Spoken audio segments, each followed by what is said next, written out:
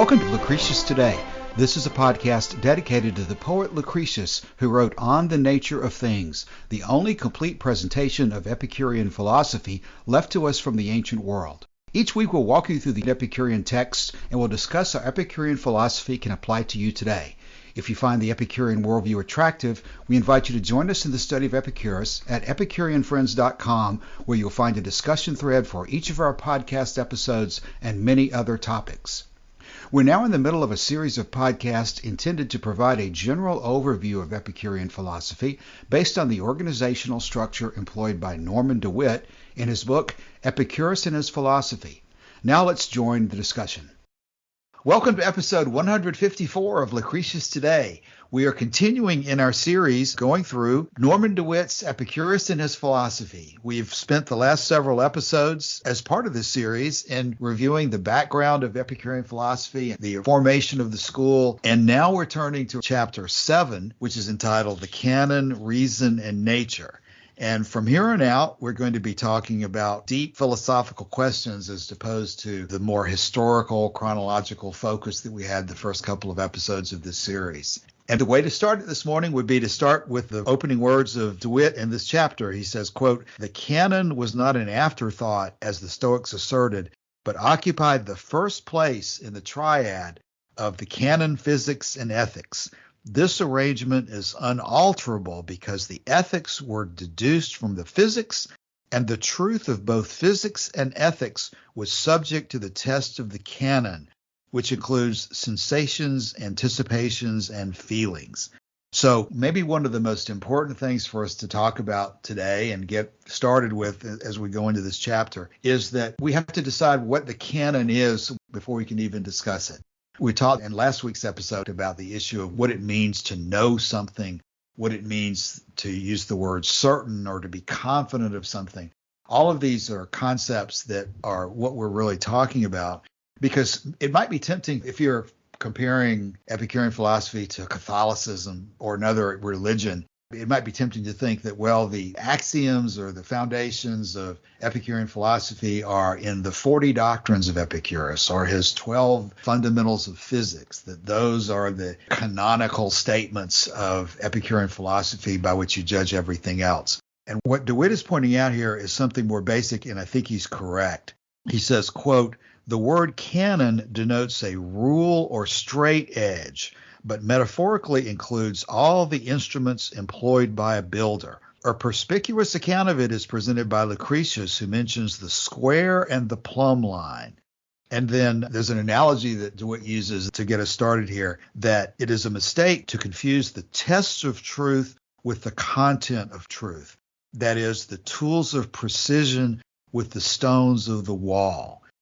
So the takeaway from that appears to me to be that when we're talking about the canon of truth, we're not talking about a list of conclusions or a list of principles that have been derived after a lot of thought or even observation. We're talking about the instruments by which we gather the data and then take that data and assemble in our minds into conclusions or opinions or statements that which we can decide are true or false, things like that.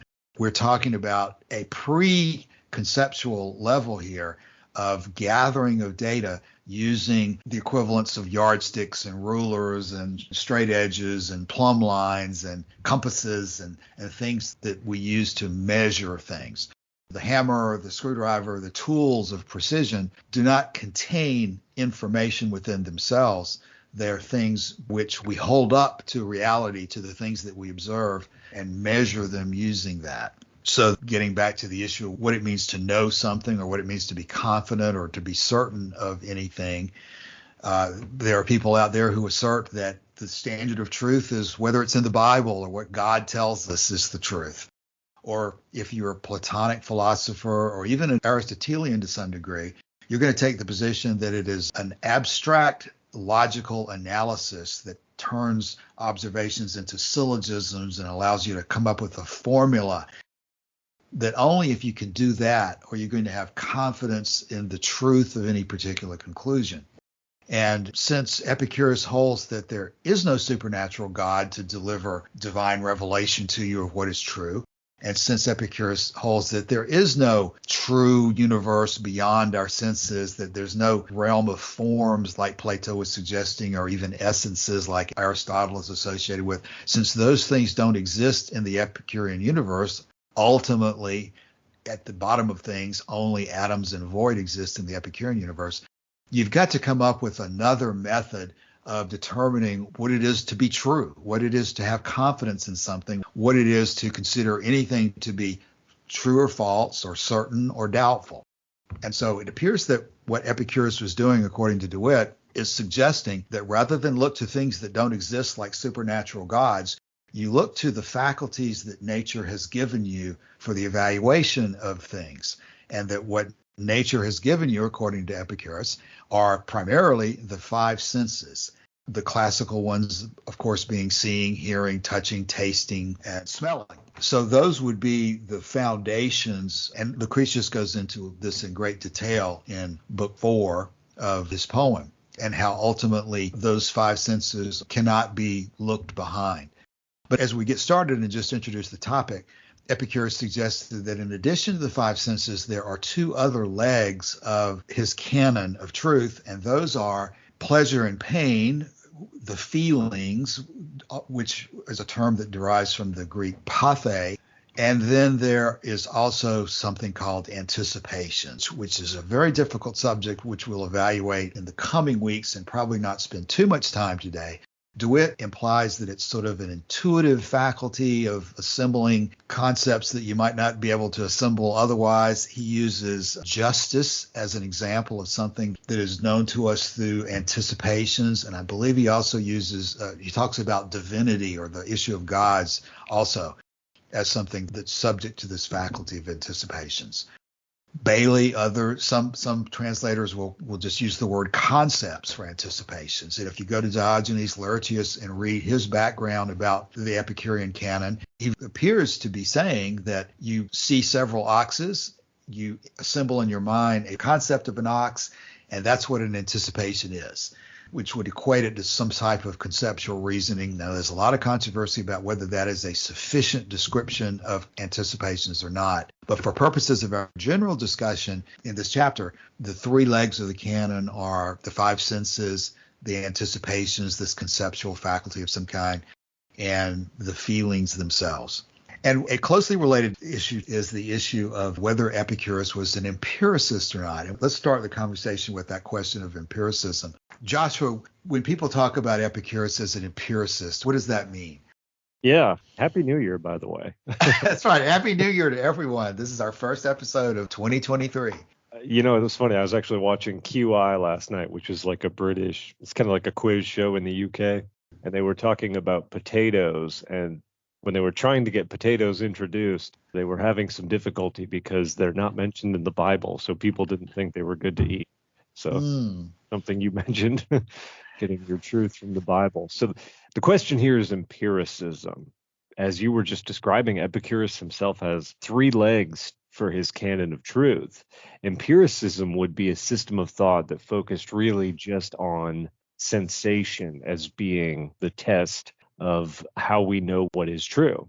My understanding, and we were talking about this before the recording, was that science as a discipline was mostly on this mode of empiricism, ruling out things that didn't come to us through our senses. In fact, there was I think it was Richard Dawkins did a talk one time, and he was trying to highlight some of the interesting issues of the way that things like creationism and intelligent design, the way they work. And so we would put up a slide and it would be sort of ludicrous titles of scientific papers or scientific journals.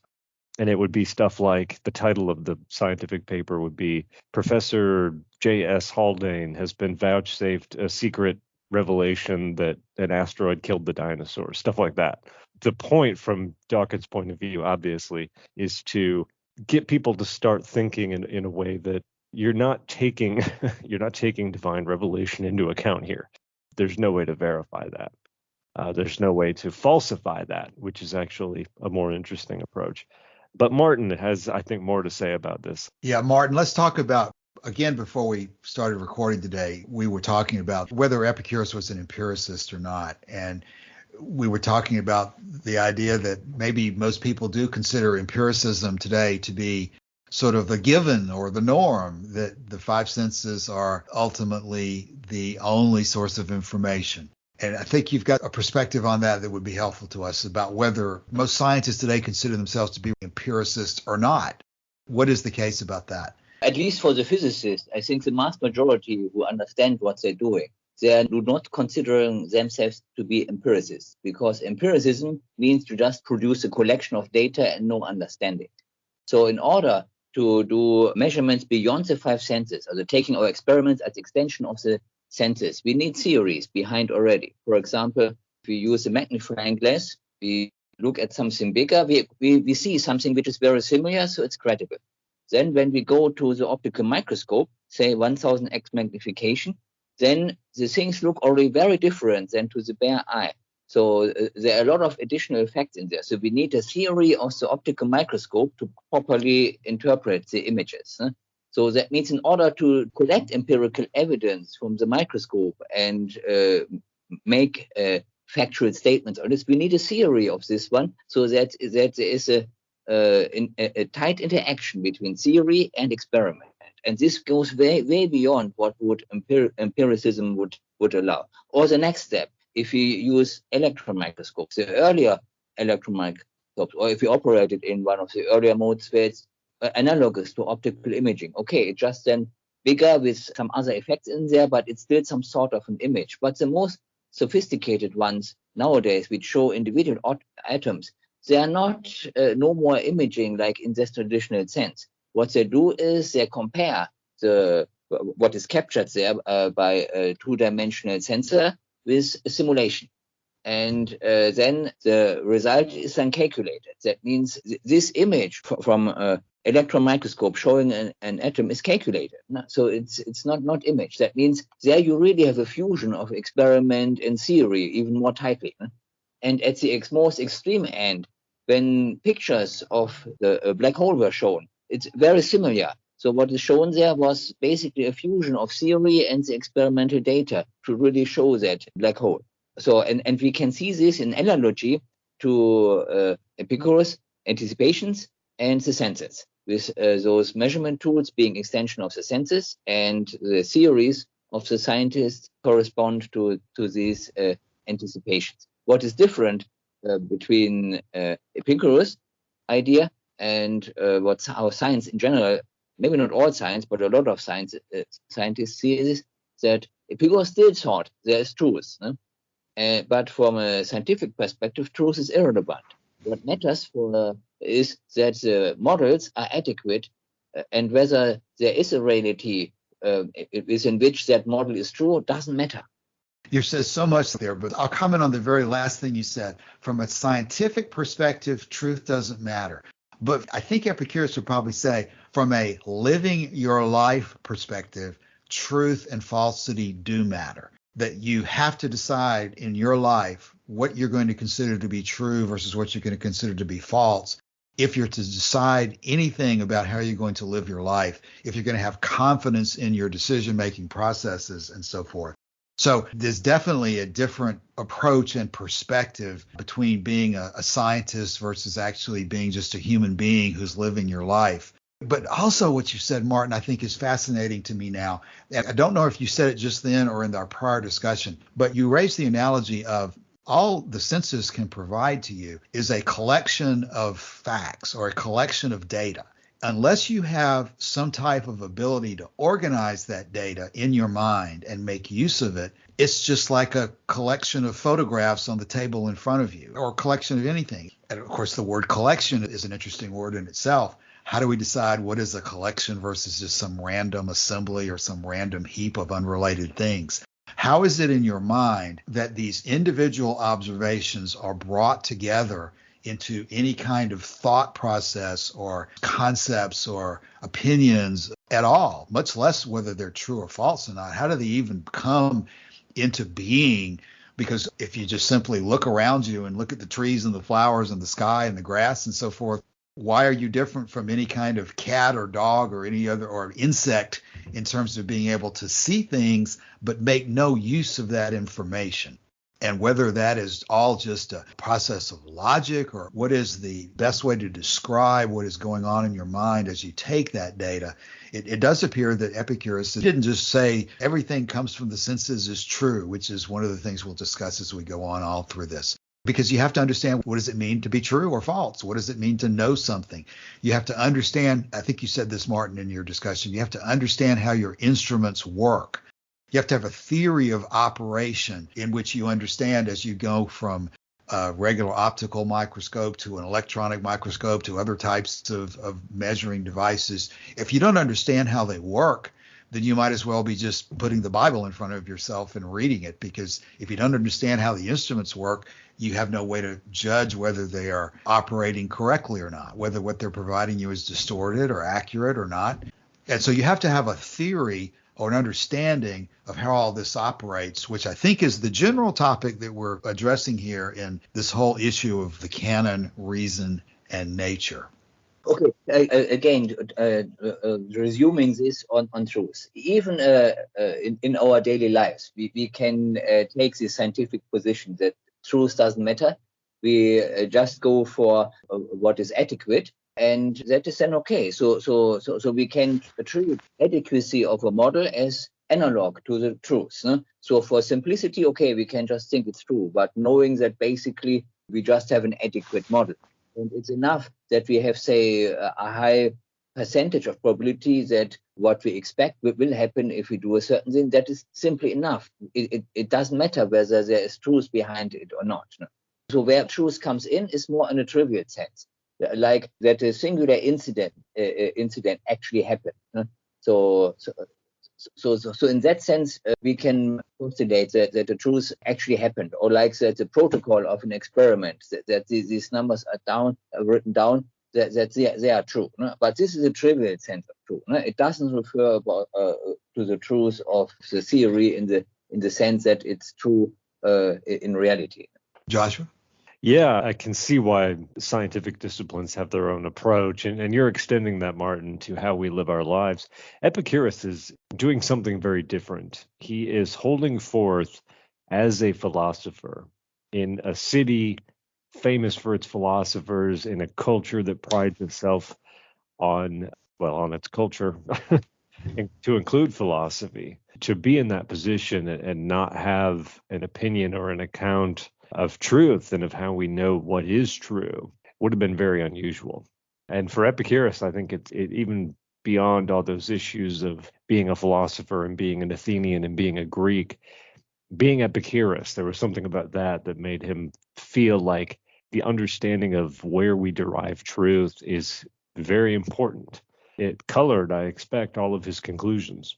There's a quote by Democritus here, whose surviving works, I shouldn't even say works, really. It's more like very fragmentary quotations. But what he says is, of truth we know nothing, for truth lies at the bottom of a well. There's a translation of Lucretius by Ronald Latham in 1951.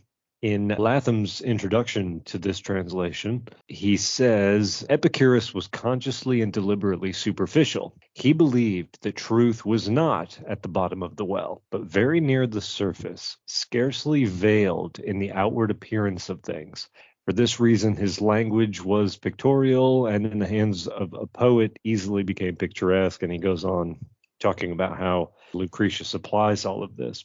It's the kind of approach to me that Epicurus is taking, that not only is truth knowable, but we're constantly facing it every day. We're bumping up against truth all the time. This seems to have been his view, because it comes in through the senses. It comes in through the feelings, pleasure and pain. It comes in through the anticipations or prolepsis. So it seems to have been quite important to him to have truth at the center of the conversation. One of the many things that we're discussing as part of this aspect of things would involve those principal doctrines 22, 23, 24, 25, where Epicurus does seem to address these issues explicitly. Just because we think that potentially truth is possible in certain situations, Epicurus is not saying that he is able to tell you the truth of every particular question.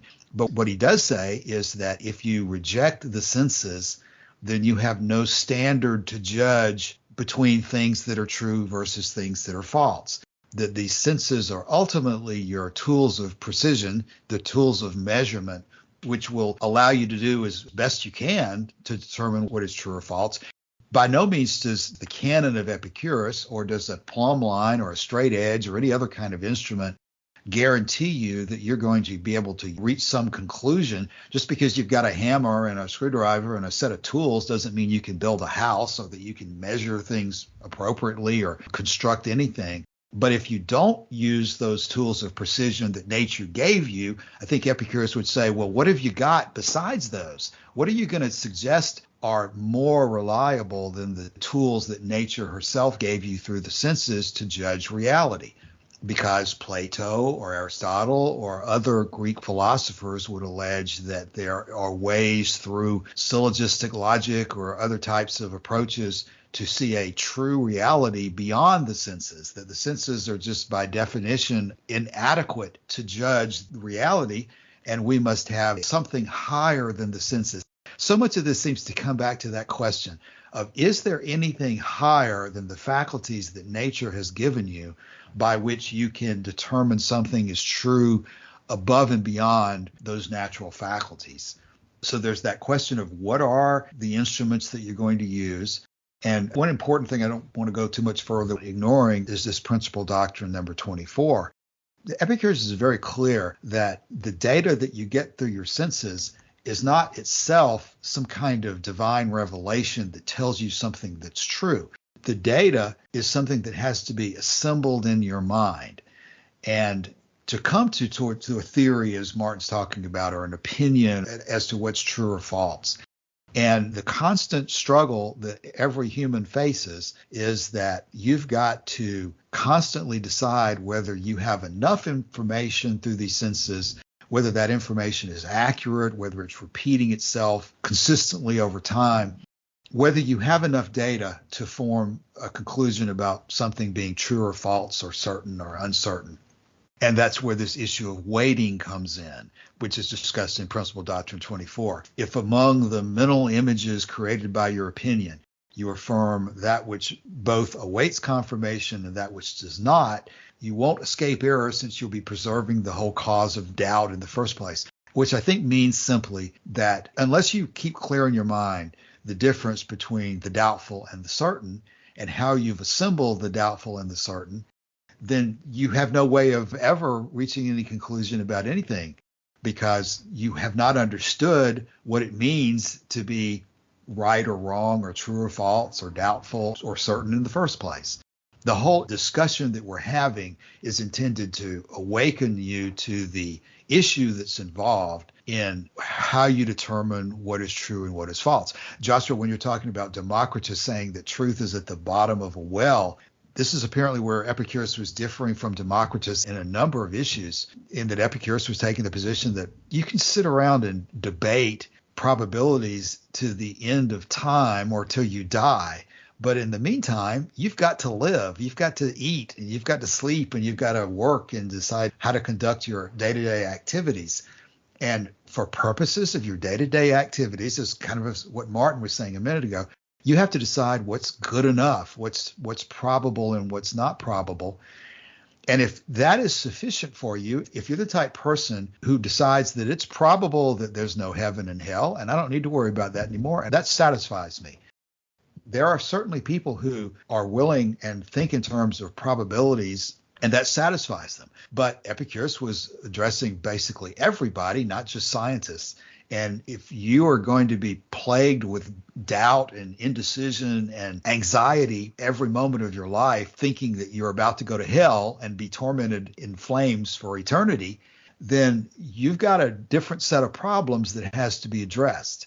And you're not going to accept some abstruse scientific probability reasoning as the basis for getting rid of that anxiety. You need something that's understandable to you about how thought processes work and how you're not at the bottom of a well, you're at the top of the well looking down into it, and you've got to decide whether you're going to jump in it or whether you're going to go in a different direction or whatever. And you've got to get comfortable with the method of what is actionable, is a phrase I've been using a lot lately. I'm not sure that's the best way to look at it. But everybody takes action at some point to remain alive. And you've got to get comfortable with whether the information and the opinions you're using to take action are sufficiently well-founded or not. There's a cliche about when in doubt, don't. But if you're always in doubt about everything, then you're never going to do anything. And you can't live that way. You have to have a approach to life that you can have confidence in to allow you to, as Lucretius says, decide to avoid jumping off into canyons and avoid all sorts of hazards that everybody encounters every day. The person who says that nothing can be known is saying something that's nonsensical because they're taking certain positions. Everybody takes positions, and it's a matter of identifying to yourself, what is your basis? Are you waiting on God to put it in your mind? Are you waiting on some kind of a logical proof according to a formula by reading some guru from 5,000 years ago, whatever? What are you ultimately going to look toward to give you confidence to live your life?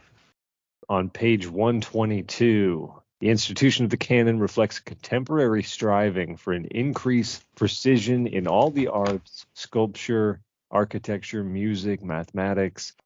But the immediate provocation is to be found in the teachings of Pyrrho the skeptic and of Plato. What do we think about that idea, the idea that Epicurus is developing the canon in response to other philosophers, other particularly skeptic philosophers?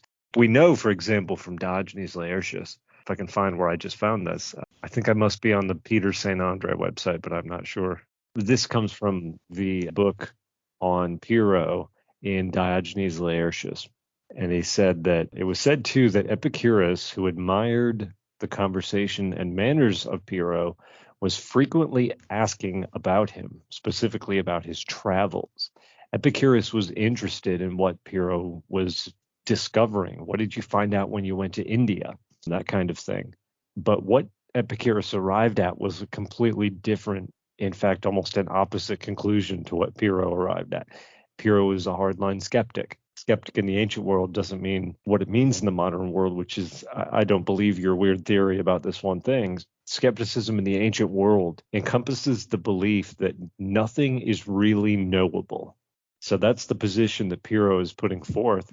Actually, DeWitt makes the claim that same approach can also be applied to Plato. He says, in the judgment of Epicurus, Plato also ranked as a skeptic because he belittled the sensations as undependable and phenomena as deceptive, the only real and eternal existences being the ideas. So that's probably enough to talk about for a little bit, right?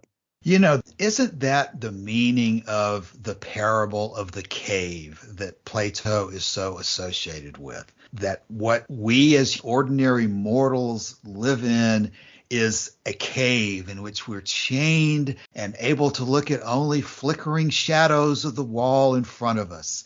And that the only way to ever see the true reality is to find our way out of this cave and come to this new dimension, which apparently you can only do through logic and reason, as opposed to just relying on the sensations that are directly in front of you. See, I've always thought that this was one of the major things I get productively from DeWitt, is that he's pointing out that not only is somebody who's just an obvious skeptic and who obviously says that the senses are not reliable, that's a problem. But Plato and even Aristotle, even though they are talking about the senses, they're ultimately saying that the senses are not enough, that there is some higher plane of analysis that is superior to the senses.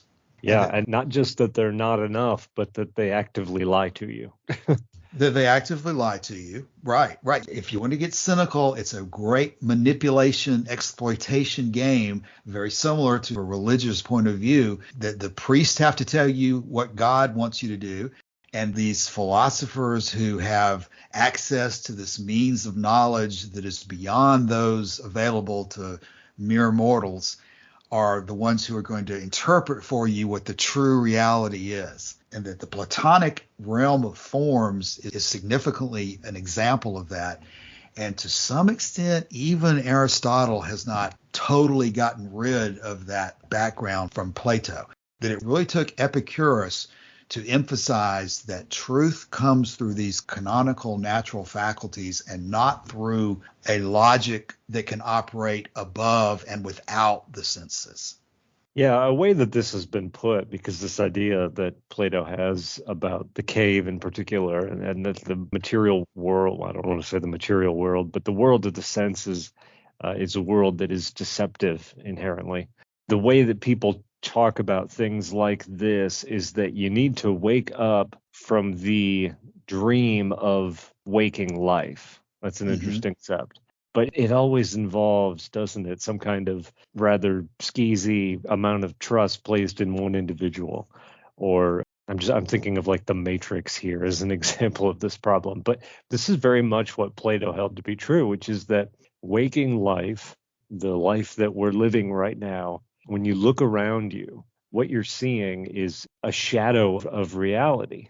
You're seeing a very limited outline of what's true in very broad strokes and filled in with details that are deceptive to you. So if you want to know what's really true, according to Plato, you have to fall back on this quote that I've taken out of a previous chapter in DeWitt: pure reason contemplating absolute truth. If you want to dispel the shadows and see things as they really are, that's the approach that you need to take, according to Plato and to an extent Aristotle and some of these other guys. But Epicurus is taking a very different approach here. He does not hold the opinion that the world around us is inherently deceptive or confusing, or that it's trying to lie to us, or that our senses lie to us. He takes the opposite position to that. And it's a position, I think, that is in some ways stood the test of time better than some of these other approaches. But obviously, they still all have their defenders. Joshua, as you explain that, and when you say pure reason contemplating absolute truth, Plato's suggesting that you, Joshua, are a spirit or a mind imprisoned within the body, that your brain and the essence of Joshua is just like chained as a slave inside this fleshly vessel that is just constantly our limiting factor and, as you say, deceptive, and which just is lying to us all the time. And that we're just some spirit doing everything we can to escape this physical reality that is our enemy and not to be trusted, that we're always looking to escape into this higher domain of absolute truth and ideal forms and so forth. And Epicurus is taking the opposite approach. He's accepting this life and this body and this world that we live in as the only one, and saying that you should engage with it and use it as best you can and appreciate it and enjoy it and use it, again, since we conclude that ultimately the word pleasure is one of the best ways to think about the goals of life. You accept and engage the nature that has been given to you, instead of just being constantly in revolt and trying to deprecate it and degrade it and criticize it and accuse it of lying to you as if there's some truth beyond what nature has given to you.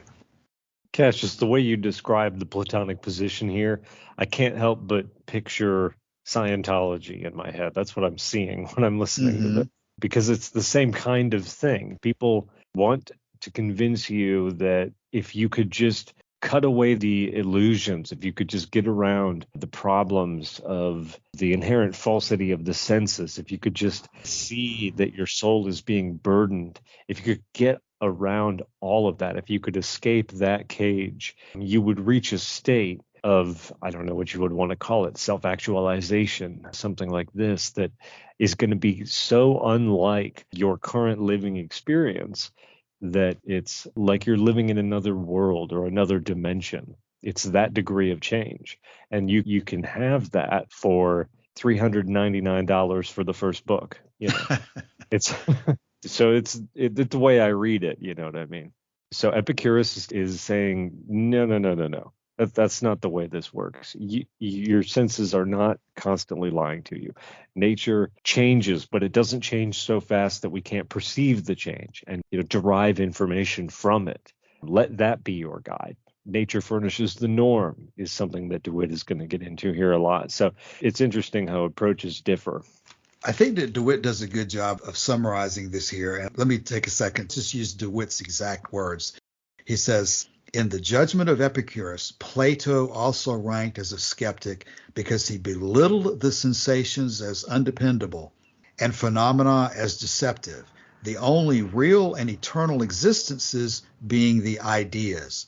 Thus, in his system, Plato's system, reason became the only contact between man and reality, and human reason was crippled by the imprisonment of the soul in the body. And in response to that, DeWitt says, Epicurus denied the existence of Platonic ideas on the ground that the only existences are atoms in empty space. Thus, to his thinking, man stood face to face with physical reality, and his sensations constituted the sole contact with this reality. And then DeWitt goes on to talk about the other legs. He says, had he stopped at this point, Epicurus would have been an empiricist, but he did not. He made room also for a kind of intuition which is incompatible with empiricism. He postulated that man was equipped in advance by nature for living in his perspective environment, and not only in his physical environment alone, but also his social environment. And so then he goes on to talk about the role of anticipations and pleasure and pain and so forth. But again, going back to what Martin was saying earlier in the podcast, it would be totally wrong to say that Epicurus was just saying that the senses are true, and that's where we get all we need to know about truth. That's not at all where he stopped. If somebody were working on this for a future brilliant article on how all this fits together, I would like to see them think about addressing also this issue of the blank slate that is associated with Aristotle. You've got issues about whether that applies under Epicurean theory or not, and it probably does not, I think. But you've got a whole series of questions that are fascinating about how Epicurus contrasts not only with Plato and even Aristotle, but just the whole of Greek philosophy prior to his time. DeWitt concludes that by saying that, quote, thus nature, having equipped man with a triple contact with his environment, becomes the norm, while the Platonic reason is eliminated along with the Platonic ideas. Yep. So I thought it would be helpful to get some definitions in here. We've been talking a lot about the sensations, but not so much about the feelings and the anticipations. Anticipations being an English translation of the Greek word prolepsis. And prolepsis, kind of before it was taken up as a philosophical term, meant something like the anticipation of what an opponent will respond to in an argument, of how an opponent will respond to an argument. So the image you're supposed to have in your head here is that as you're speaking to, let's say, a courtroom, as you're speaking, it will arise in your head almost involuntarily the idea that, oh, I know that opposing counsel is going to latch on to this idea and this idea and this idea. And it would be difficult to explain how you know that, I think. But that's kind of the root of where this idea of prolepsis comes from. I'm not saying that that definition is the one that Epicurus is using, but it's interesting to know where these words come from. Norm is an English word that comes from a Latin word norma, which comes from a Greek word nomon, which is the part of a sundial that casts the shadow. In English, it means standard, rule, precept, or carpenter's square. So again, it's similar in some ways in its definition to that of the canon itself. And Joshua, if we were to contrast it, I think I made a reference to this earlier. Canon is a word grown up with associating with the Catholic Church. The Catholics consider the canon to be not an instrument necessarily of precision, but a body of conclusions. Is that correct? They use it in many, I think, a couple different senses, canon law, that kind of thing. If you want to talk about what you're describing here, I would say like the Western canon of literature would be an example of a very different use of the word to describe not a method of epistemology, but it's simply a listing of books that people think are worth reading. There you use the word that we've kind of avoided today, the word epistemology. It's always a word that I've tried to avoid using because it's just not a word that normal people are going to use in normal conversation. But Joshua, do you have an understanding of what epistemology means or where it comes from? Well, when you take philosophy as a whole, I don't know if people know this, there's this interesting quality about Wikipedia, which is if you follow the first link on every article, eventually you will always be taken back to philosophy as the sort of ultimate article. There are occasional loops in Wikipedia where that's not true, but almost every article on there is reducible to the fundamental issue of philosophy. And within philosophy, you've got a number of different headings. Politics would be an example. Epistemology would be an example. There's all kinds of different, ethics would be an example. Epistemology is a branch of philosophy that deals with the question of how we know what we think we know is true. Is knowledge possible? And if so, how do we know what we know? Those are the questions that epistemology is trying to answer. Well, maybe for this first episode on Chapter 7, we should begin to think about coming to a conclusion for today. I really do think that where you've just been talking, Joshua, may seem obvious to people who haven't really thought about the issue. But again, we're trying to appeal to more of a generalist student of Epicurus. And certainly all of us have spent most of our time in reading Epicurean philosophy talking about pleasure and pain and the ethics side of things. And as we've been going through Lucretius over the years, we get involved in the physics and talk about the swerve and other issues that are interesting in regarding Epicurean physics. But we really don't ever seem to spend as much time as I think it deserves to talk about this issue of canonics or epistemology. There's a whole book at some point I hope we can spend some time with. Philodemus's, the title is translated variously, on methods of inference or on signs. And possibly that is one of the most extensive sources that we've got to go into this topic with. But this whole question of how you know what you know and what approach and what level of confidence you should put in things is just extremely, extremely important. In relation to that, it's always been interesting to me, too, how Diogenes Laertius makes the comment that the Epicureans tended to combine the presentations of epistemology or canonics with the physics. And that's an interesting subject in and of itself there. It's kind of like what Martin, I think, was talking about previously in terms of your theory of how your instruments work. You can spend a lot of time talking about straight edges and things like that, but until you start talking about them in some kind of a context, it's really hard to gain much meaning or much profit from the discussion. You have to talk about how they're used. So it appears that what the Epicureans would do would be to combine physics with the canonics as a method of bouncing back and forth at a very basic level to discuss not only what it is that we start out with as the most important things to be true about the universe, but in fact, how did we get to that point? Which I think is one of the things you get when you read Lucretius and see, especially in the initial book 1 and 2, you see what his method of reasoning is, his method of approach, and how it combines observation with deductive reasoning about those observations. So that would be the way that you check the conclusions of Epicurean philosophy or anything else to try to derive beneficial information from it, beneficial use. So let's go ahead and talk about any closing thoughts just on this general issue of the role of canonics in Epicurean philosophy. And our traditional method of closing would be to ask Martin if he has any closing thoughts. And no closing thoughts again. Okay. All right, Joshua, any closing thoughts?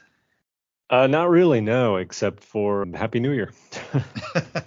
Maybe that's a profound statement because, again, what we're trying to do here is not just simply exhibit our virtuoso knowledge or lack thereof of the specifics of Epicurean philosophy, but we're trying to come up with things that help us in our day-to-day lives to live better and understand what the goal should be. And the instruments of precision in approaching that topic is an important part of it. We'll continue with it next week and going further into the question of how the canonics of Epicurus relate to reason and nature and how all of these come together as the norm through Epicurean philosophy.